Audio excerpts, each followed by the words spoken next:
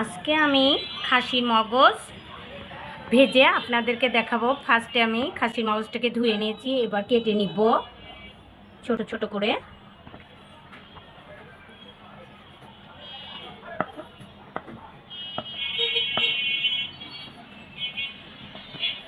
আমাদের কাটা হয়ে গেছে, এবার নামিয়ে নিব।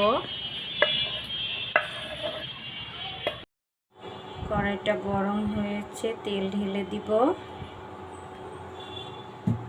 এবার খুব সাধারণভাবে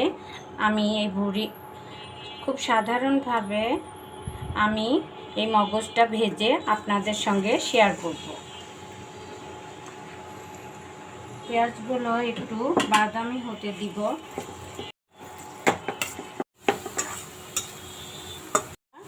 বাদামি হয়ে এসেছে, এবার আমরা এর ভিতরে মগজটা দিয়ে দিব।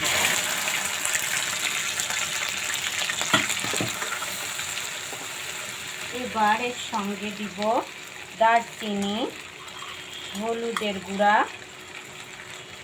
মরিচের গুঁড়া এবং লবণ।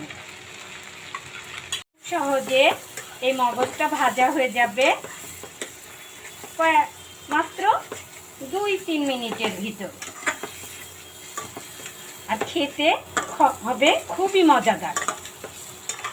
আপনাদের ভুনা করার কোনো প্রয়োজন নেই, মগজ এমনি গলে যায়। এই জন্য ভাজা করে খেয়ে দেখবেন, আপনাদের খুবই ভালো লাগবে। এবার আমরা এর সঙ্গে গুঁড়ো মশলা অর্থাৎ ভাজা মশলা অ্যাড করে দিব।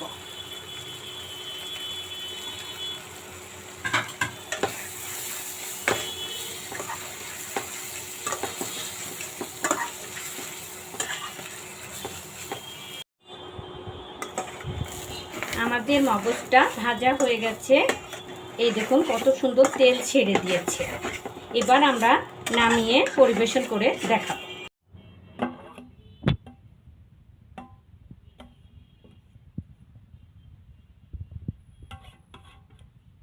কত সহজে এই রেসিপিটা হয়ে গেছে।